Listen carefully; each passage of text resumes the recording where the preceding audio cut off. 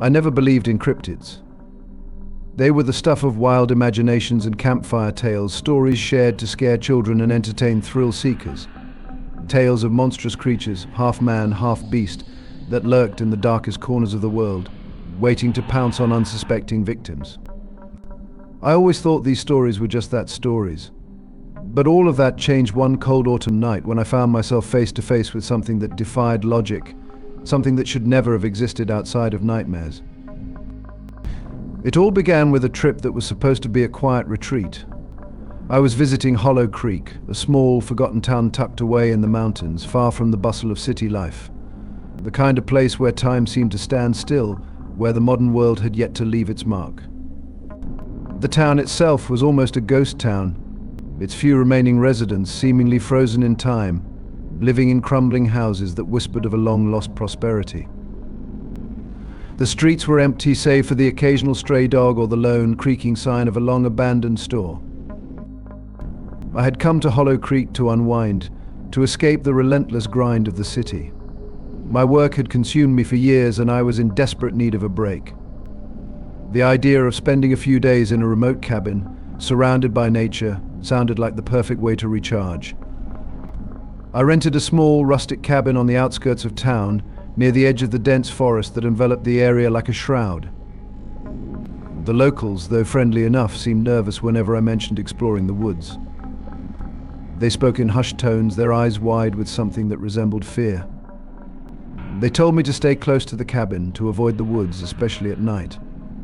But I didn't listen. I chalked it up to small-town superstition, the kind of fear that breeds in isolated places. I should have paid attention. The first night was peaceful, almost idyllic. The only sounds were the rustling of leaves in the cool breeze and the distant hoot of an owl somewhere deep in the forest. I sat on the porch, sipping on a glass of bourbon, the warmth of the alcohol spreading through me as I stared up at the star-filled sky. The stillness of the night was a welcome change from the constant noise of the city. I felt a sense of calmness wash over me, a rare moment of contentment. But then, around midnight, that calmness was shattered by a sound that cut through the stillness like a knife. It was a howl, but unlike any howl I had ever heard before. It wasn't the howl of a wolf or any other animal I could identify. It was otherworldly. A sound so haunting, so primal, that it made my skin crawl and my blood run cold. It was as if the very air around me had turned to ice, freezing me in place. I told myself it was nothing, just the wind playing tricks on my ears, or maybe a distant animal call distorted by the trees. But deep down, I knew something was off. The howl had felt wrong, unnatural, as if it didn't belong in this world. That night I barely slept. I lay in bed, staring at the ceiling, my mind racing with thoughts of what could be lurking out there in the darkness, just beyond the reach of the porch light. The next day, curiosity got the better of me. I couldn't get the sound out of my head. I needed to know what had made that noise, to see for myself that there was a rational explanation. I decided to venture into the woods, despite the warnings from the locals. I packed a small bag with some essentials, a flashlight, a pocket knife, and my camera, thinking I might capture some wildlife or, at the very least, some beautiful shots of the forest. Part of me hoped to hear the howl again, to find the source of the noise and prove to myself that it was nothing more than a misidentified animal. The forest was dense, the trees towering high above me, their branches forming a thick canopy that blocked out most of the sunlight. It felt as if I had stepped into another world, a world of shadows and silence. The further I went, the more uneasy I became.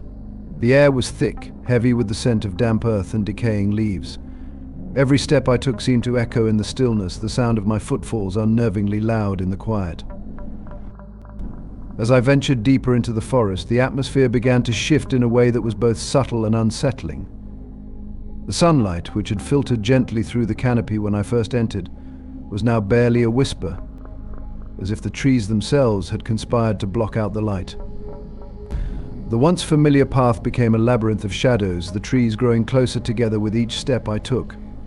Their ancient trunks, thick and gnarled, loomed like sentinels, their twisted roots rising from the earth like the veins of some ancient, sleeping giant. They curled and intertwined across the ground, forming a treacherous web that seemed designed to ensnare the unwary. With every step, I felt the oppressive weight of the forest closing in around me. I should have turned back.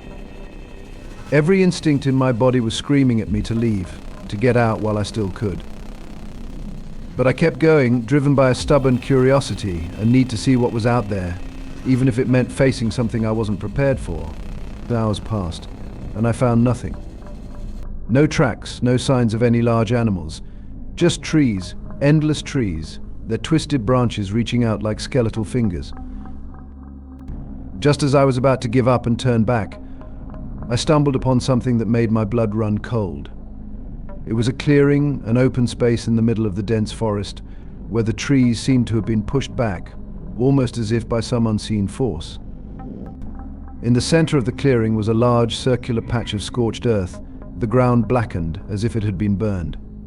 Surrounding the circle were strange symbols etched into the ground, symbols that I didn't recognize.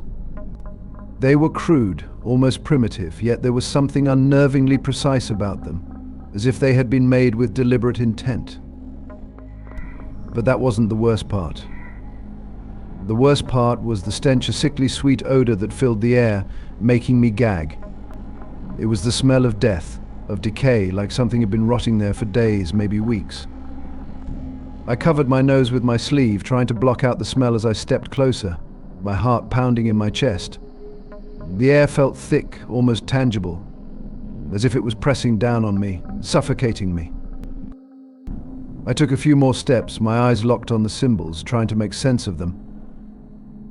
They seemed to pulse, almost as if they were alive, as if they were watching me. My instinct screamed at me to leave, to run as fast as I could, but I couldn't move. It was as if something was holding me in place, something unseen and malevolent. And then I heard it again, that howl.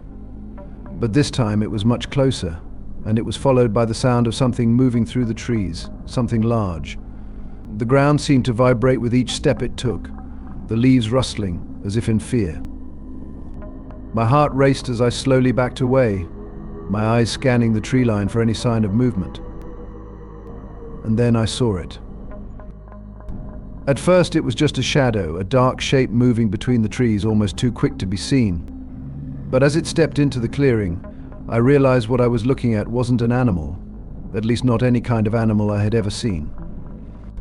It was massive, easily 8 feet tall, with a hulking frame that seemed to absorb the darkness around it. Its fur was matted and coarse, a deep black that seemed to blend into the shadows. But it wasn't just the size that terrified me, it was the way it moved.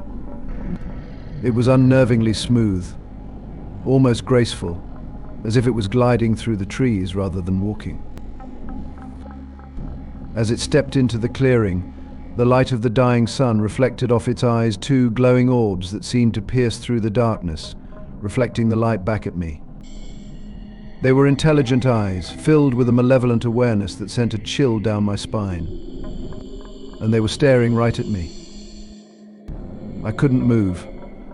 I couldn't breathe. My mind raced, trying to make sense of what I was seeing, but before I could react, the creature took another step forward, its massive form fully emerging from the shadows. It was a twisted, nightmarish blend of human and beast. Its body was hunched, its limbs grotesquely long, ending in sharp, clawed hands that looked capable of tearing through flesh with ease. For a moment, we just stood there, locked in a silent standoff.